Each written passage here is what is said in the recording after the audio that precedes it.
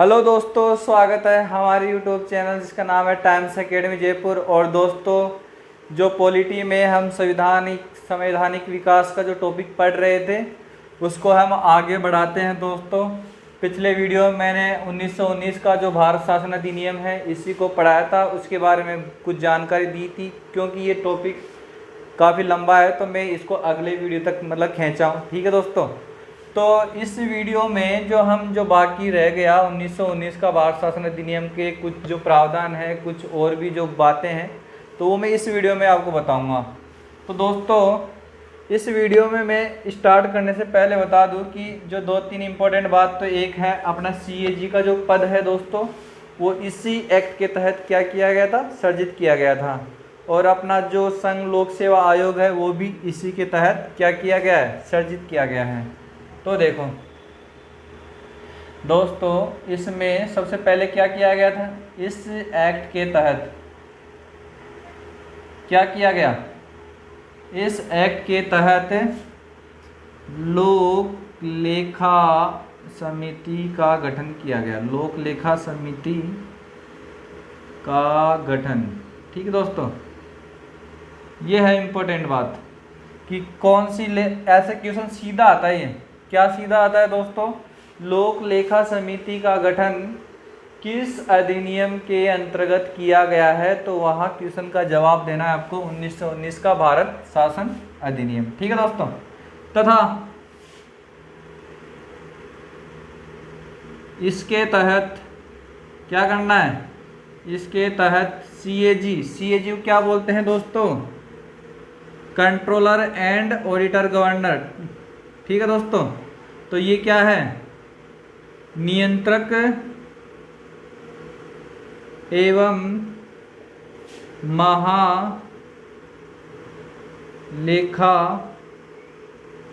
महालेखा परीक्षक। CAG का पद, इसके तहत CAG का पद क्या किया गया, सर्जित किया गया। ये सीधा सीधा क्वेश्चन आता है। ठीक है दोस्तों, तो यहाँ देखो आप किया गया। अब इसमें मैं आपको इम्पोर्टेंट बता दूं कि ये क्वेश्चन काफ़ी बार पूछ लेते हैं और ये वाला भी पूछ लेते हैं। ठीक है दोस्तों, CAG का पद किस में क्या किया गया, सर्जित किया गया वो, और एक लोक लेखा समिति का गठन किस भारत शासन अधिनियम में किया गया। ठीक है दोस्तों, यहाँ चलते हैं आगे इस शासन अधिनियम में दोस्तों एक और काम किया गया, वो क्या है, संघ लोक सेवा आयोग। ठीक है दोस्तों, तो सबसे पहले क्या है, इस एक्ट के तहत जो भी है क्या, संघ लोक सेवा आयोग का गठन किया गया। ठीक है दोस्तों, क्या गठन किया गया।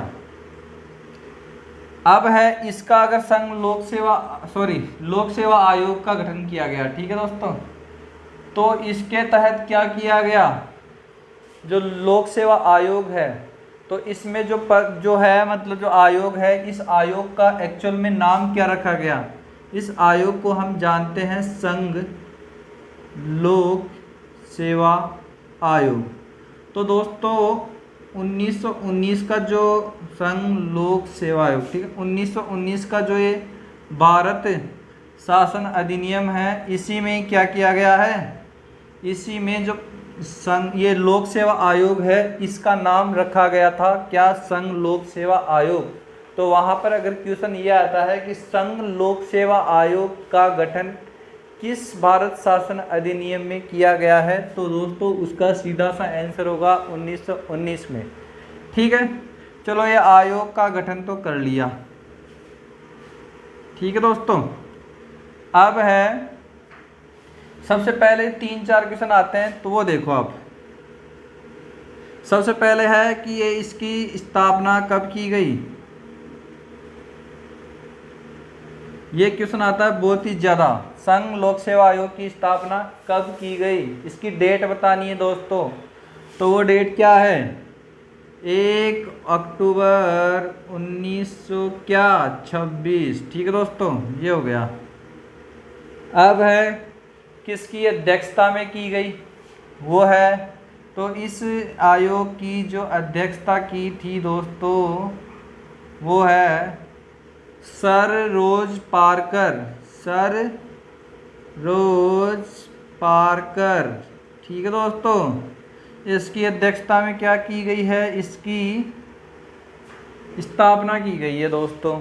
तो ये 2 क्वेश्चन आपके यहाँ से मिल गए, 1 क्वेश्चन तो ये मिल गया और 2 क्वेश्चन यहाँ से मिल गए। ठीक है दोस्तों, तो अब आगे चलते हैं। यहाँ पर ये काम कंप्लीट हो चुका है। ठीक है दोस्तों, अब देखो यहाँ से जो शासन का अधिनियम है ये आगे बढ़ता गया, बढ़ता गया, बढ़ने के बाद में क्या हुआ कि 10 साल इसको कंप्लीट होने को आ गए। ठीक है दोस्तों, तो इसकी जांच के लिए, मतलब इसकी सफलता के लिए कि ये जो अधिनियम है ये सफल भी रहा या नहीं रहा, इसकी सफलता या इसकी जांच के लिए क्या बैठाया गया, कमीशन। ठीक है दोस्तों, तो सबसे पहले जैसे 10 सालों की एक आयोग बनाया गया, 10 सालों के लिए क्या है, सफलता या निसफलता जो भी है, तो इसकी सफलता के लिए या इसकी जांच के लिए क्या बिठाया गया, जांच के लिए क्या है, जांच के लिए 10 सालों का एक कमेटी बोल दो या कमीशन बोल दो, कमीशन बिठाया गया। ठीक है दोस्तों, कमीशन लाया गया। अब दोस्तों क्वेश्चन ये भी आता है कि ये 10 सालों के लिए जो जांच के लिए एक कमीशन बिठाया गया या कि कमीशन जो आई, इस कमीशन को नाम क्या देंगे दोस्तों, इस कमीशन का एक ही नाम है, वो है क्या, सबसे पहले जो कमीशन आया था 10 सालों के लिए, कौन आया था, साइमन कमीशन। तो दोस्तों पूरी डिटेल पढ़ेंगे इसके बाद में साइमन कमीशन क्या है। तो यहाँ मैं लिख देता हूँ, आया कौन सा कमीशन था, साइमन कमीशन। तो दोस्तों इसकी फटाफट स्क्रीनशॉट लो और इसमें से क्वेश्चन आते हैं। ये वाला क्वेश्चन कुछ ज़्यादा इम्पोर्टेंट है, ये वाला और ये वाला। ठीक है दोस्तों, ये भी आ सकते हैं, तो इनमें आने के चांस, एक CAG का पद और सीधा सीधा है 10 साल जांच के लिए क्या आया, एक 10 सालों का एक कमीशन लाया गया। ठीक है दोस्तों, ये आया था साइमन कमीशन। फटाफट इसका स्क्रीनशॉट लो दोस्तों।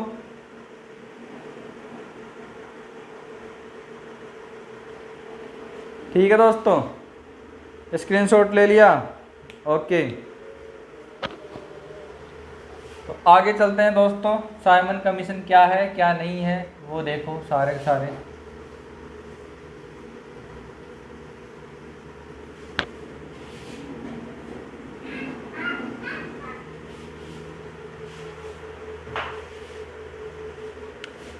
अब देखो क्वेश्चन, ये हमारा बैठता है क्या, साइमन कमीशन। तो यहाँ मैं लिख देता हूँ क्या, साइमन कमीशन। तो दोस्तों ये जो साइमन कमीशन है वो क्या है, कैसे आया, तो देखो अब साइमन कमीशन जो आया था दोस्तों, वो आया था क्या, कौन सी डेट को आया था, तो दोस्तों इसकी डेट थी पहले तो है गठन, सबसे पहले गठन करेंगे दोस्तों। तो दोस्तों इसका गठन जो किया गया था वो डेट है अपनी 8 नवंबर, कब की, 1927, मतलब ये 2 साल पहले ही इसका गठन कर दिया गया था। ठीक है दोस्तों, फिर उसके बाद में ये आएगा इंडिया में। तो है क्वेश्चन ये आता है कि भारत आया, भारत कब आया दोस्तों, बताओ देखे थोड़ा बहुत। तो दोस्तों ये आया था कब, 3 मार्च, 3 मार्च को कौन सी, 3 मार्च 1929। ठीक है दोस्तों, इस डेट पर ये आया। और ये आने के बाद में सबसे पहले तो ये है कि दोस्तों इसमें अध्यक्ष कौन है, सदस्य कितने थे। तो दोस्तों जो ये आया था इस कमीशन में, इस कमीशन के सदस्य थे 7, और सातों के सातों क्या थे दोस्तों, सभी अंग्रेज थे। सबसे इम्पोर्टेंट बात क्या है, सभी अंग्रेज थे। ओके आगे बढ़ते हैं। इसका अध्यक्ष कौन था दोस्तों, तो इसका अध्यक्ष भी देख लो आप यहीं पर ही, क्या है, इसका अध्यक्ष कौन था? साइमन खुद। क्या था दोस्तों? साइमन। ओके। इसके बाद में दोस्तों जो 2-3 इम्पोर्टेंट बात आती है, ठीक है, किसने इसका विद्रोह किया, किसने इसकी मतलब इसमें विद्रोह नहीं किया, ठीक है दोस्तों। तो जो विद्रोह करने वाले लोग थे वो कौन थे दोस्तों? विद्रोह किसने किया दोस्तों? विद्रोह किया कांग्रेस ने। क्या? कांग्रेस ने। कांग्रेस ही तो थी, कांग्रेस को ही तो सबसे पहले इन्होंने बिठाया था। कहाँ पे? जो आपने स्टार्टिंग में बताया था मैं आपको 1919 का जो था कि जो कांग्रेस है, कांग्रेस को 10 सालों के लिए क्या बना दिया गया था कि उन्हीं के आदमियों को अब कहाँ बिठाया जाएगा? अपना विधान परिषद में और एक प्रशासनिक कार्यों के लिए, ठीक है दोस्तों। तो अब विद्रोह कौन कर रहा है यहाँ पे? विद्रोह कर रहा है कांग्रेस पार्टी कर रही है इसकी विद्रोह, ठीक है दोस्तों। तो यहाँ पे विद्रोह कर दी कांग्रेस और अन्य सभी दल, ठीक है दोस्तों, इन्होंने तो क्या किया? इन्होंने तो विद्रोह किया। तो बात ये आती है कि सहयोग किसने किया?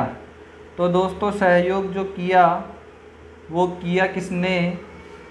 BR अम्बेडकर साहब जी ने। क्या दोस्तों?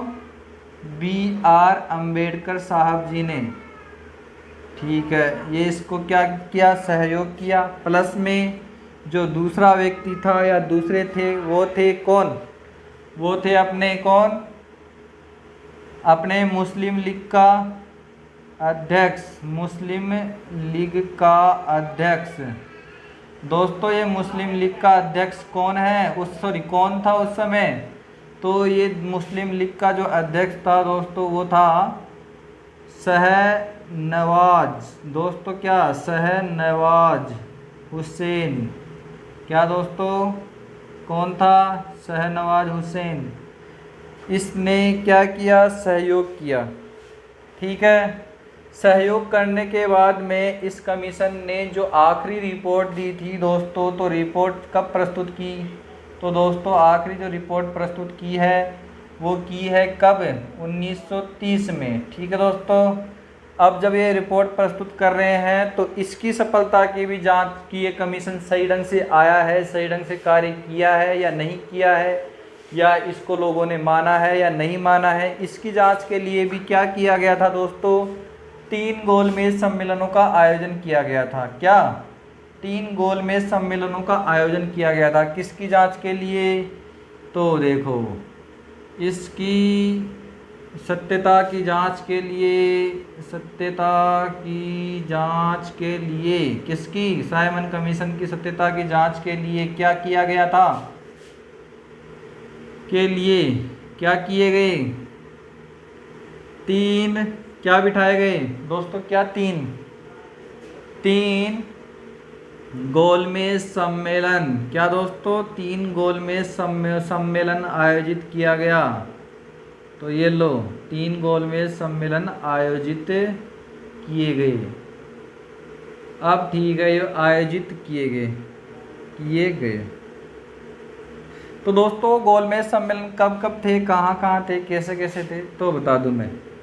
पहला 1930 में हुआ, दूसरा हुआ 1931 में और तीसरा हुआ 1932 में, ठीक है। ये गोलमेज सम्मेलन हुए। अब दोस्तों जब कांग्रेस इसका पता है कि कांग्रेस इसका विद्रोह कर रही है, तो जाहिर सी बात है कि जो इसकी सत्यता की जांच होएगी तो वहाँ पर ये जो कांग्रेस का दल है वो आएगा ही नहीं, ठीक है। तो यहाँ पर जो पहला जो था गोलमेज सम्मेलन, इसमें कांग्रेस ने भाग नहीं लिया, ठीक है। दूसरे में जब ये सम्मेलन हो रहा था तो उसके पहले एक व्यक्ति है तेग बहादुर। कौन? तेग बहादुर सप्रू। क्या नाम है? तेग बहादुर सप्रू। उसने क्या किया?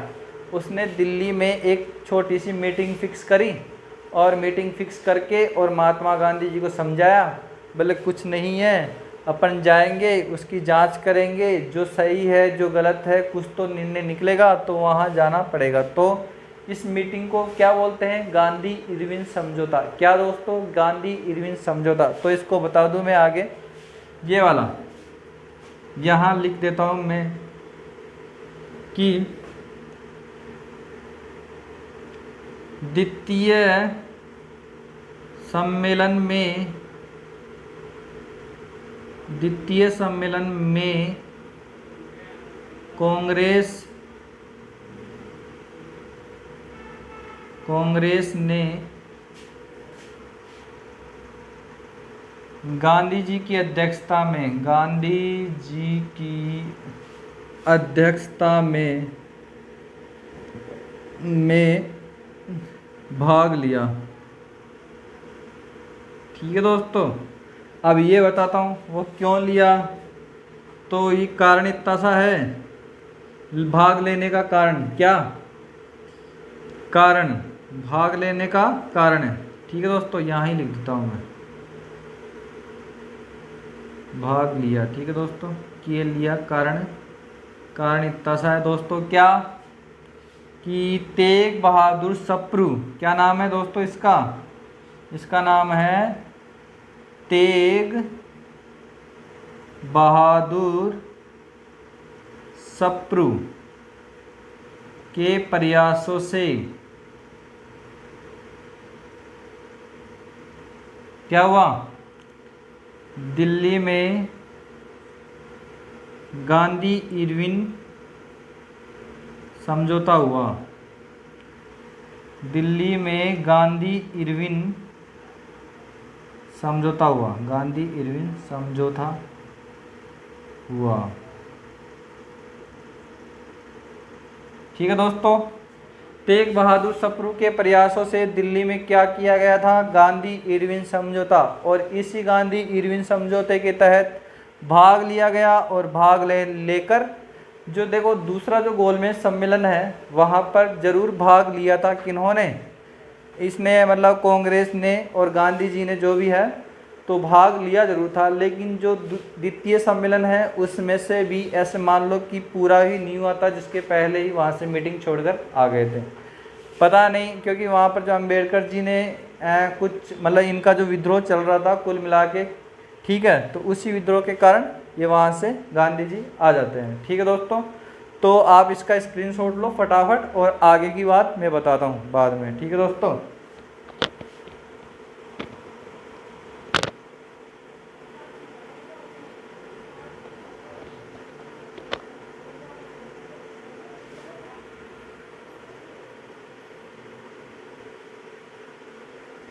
ओके दोस्तों, अब देखो आगे यहाँ से गांधी जी क्या करते हैं, नाराज होकर वहाँ से आ जाते हैं। तो आगे की कहानी आप सुनो, अब क्या होता है आगे एक डेट फिक्स कर लो आप, क्या 16 अगस्त में क्या जोड़ना है, 1932। इस दिन ऐसा क्या हुआ था क्या नहीं हुआ था वो देखो आप।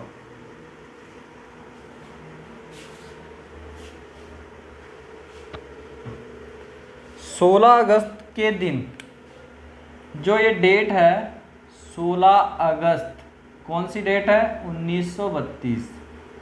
दोस्तों इस दिन क्या हुआ था कि वहाँ मतलब ब्रिटिश का जो पीएम है दोस्तों, क्या नाम था उसका, उस पीएम था, कौन सा पीएम था, रैमजे मैकडोनाल्ड। क्या दोस्तों, रैमजे मैकडोनाल्ड।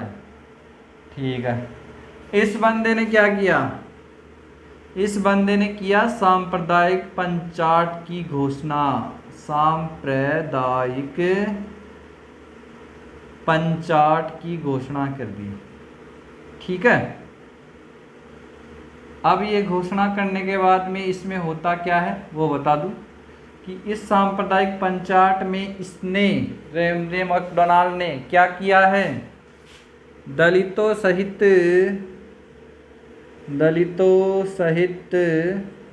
क्या है, दलितों सहित 11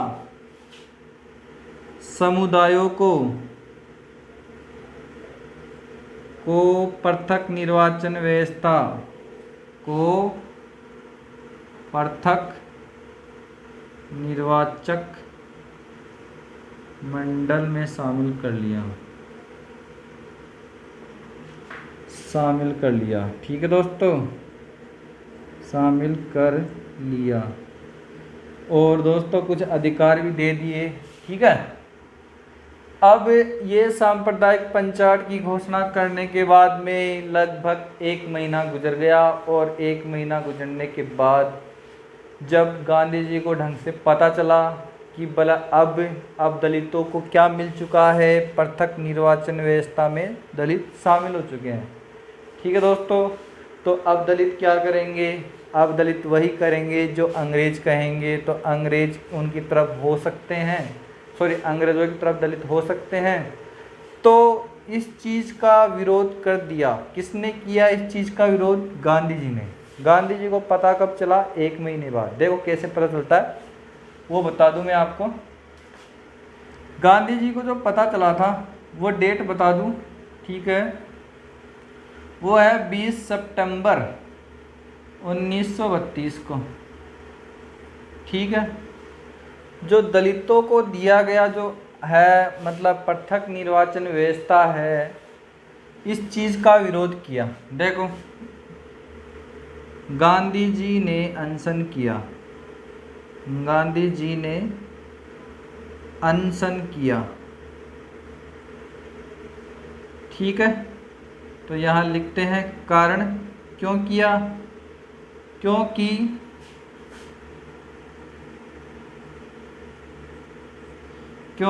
दलितों को सांप्रदायिक निर्वाचन व्यवस्था में क्या कर लिया गया? शामिल कर लिया गया। ठीक है दोस्तों, शामिल कर लिया गया। तब क्या किया?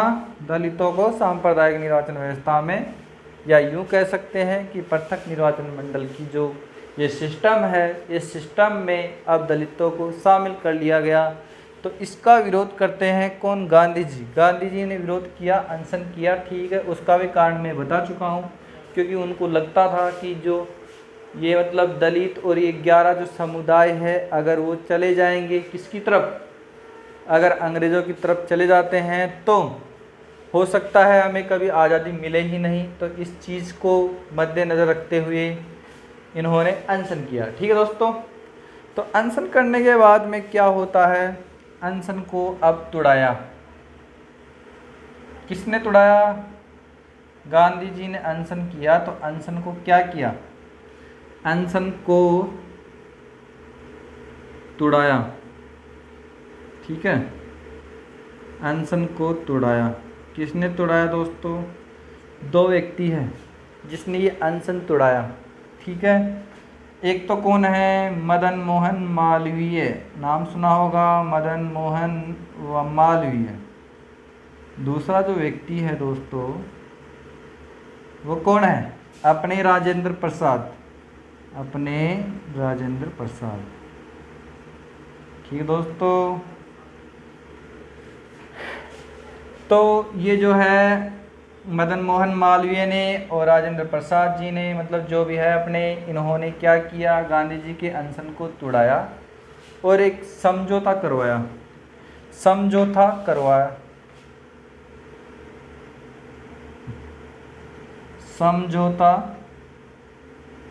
करवाया। किस किस के मध्य? गांधी जी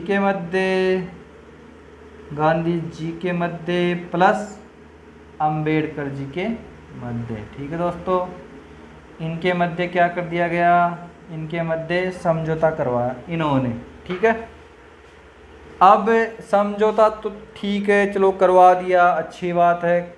समझौता करने के बाद में ऐसा क्या हुआ क्या नहीं हुआ वो बताता हूँ। अब समझौता क्या हुआ तो नीचे लिखूंगा, समझ नहीं आएगा। इसका आप एक बार स्क्रीनशॉट लो फटाफट इसका, जितने में मैं थोड़ी इंक डाल रहा हूँ इसमें।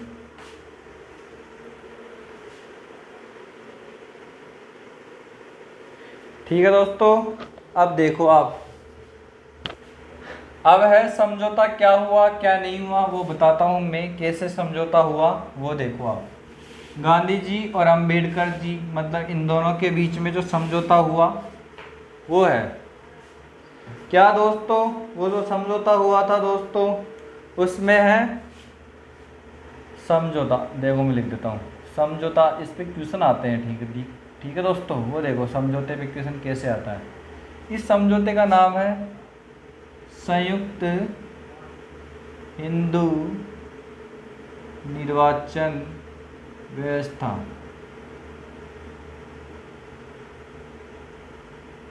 ठीक है दोस्तों, अब क्या किया गया कि एक व्यवस्था को जन्म दिया।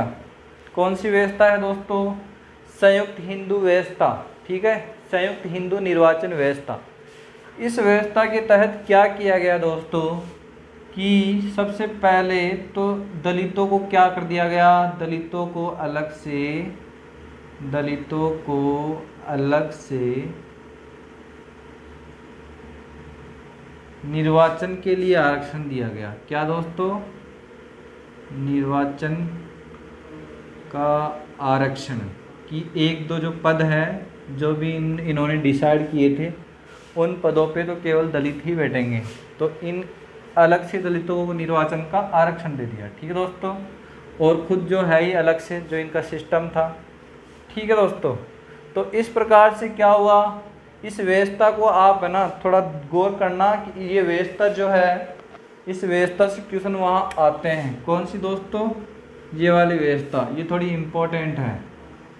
अब इसके बाद में क्या हुआ, 1932 आ गई, 1932 भी कंप्लीट को होने को आ गई। फिर बाद में आया 1933। जब 1933 आई तो दोस्तों ब्रिटिश सरकार ने क्या कर दिया? ब्रिटिश सरकार ने 1933 में क्या किया? अगला ब्रिटिश सरकार ने घोषणा की। क्या दोस्तों? ब्रिटिश सरकार ने घोषणा की। क्या की दोस्तों? घोषणा की। किसकी घोषणा की? कि अगला अधिनियम बनेगा। अगला अधिनियम बनाएंगे। ठीक है दोस्तों, अब जो ये अगला अधिनियम अगर बनाते हैं तो उसके लिए उन्होंने क्या किया? श्वेत पत्र जारी कर दिया। श्वेत पत्र जारी कर दिया। ठीक है दोस्तों, कब किया? 1933 में ब्रिटिश सरकार ने घोषणा कर दी कि अब अगला अधिनियम बनाएंगे। तो इसके लिए सबसे पहले उन्होंने क्या किया? एक श्वेत पत्र जारी कर दिया। और ये श्वेत पत्र दोस्तों काम क्या आता है? किस काम में आता है दोस्तों? ये श्वेत पत्र इसलिए काम में आता है कि ये दिया जाता था वायसराय को। उनको लगता था कि अगर कोई कमी है, ऐसे मान लो एक तरह से एक योजना बनती थी, और वो योजना किसके ऊपर बनती थी? श्वेत पत्र पर भी बनती थी। ठीक है दोस्तों, तो इसके बाद में श्वेत पत्र जारी कर दिया। ठीक है, और बस यहाँ पर ये 1919 का जो क्या है, 1919 का भारत शासन अधिनियम है, यहीं पर ख़त्म होता है। और इसके बाद में जो आएगा वो 1935 का अधिनियम आएगा। तो दोस्तों ये अगले वीडियो में बताएंगे। तो यहीं पर ही ये वीडियो समाप्त करते हैं, और हमारे चैनल को आप सब्सक्राइब करें। ठीक है दोस्तों, सब्सक्राइब करो और लाइक करो और शेयर भी करो। दोस्तों अगर कोई कमी है तो फटाफट कमेंट करके बता दो। ठीक है दोस्तों।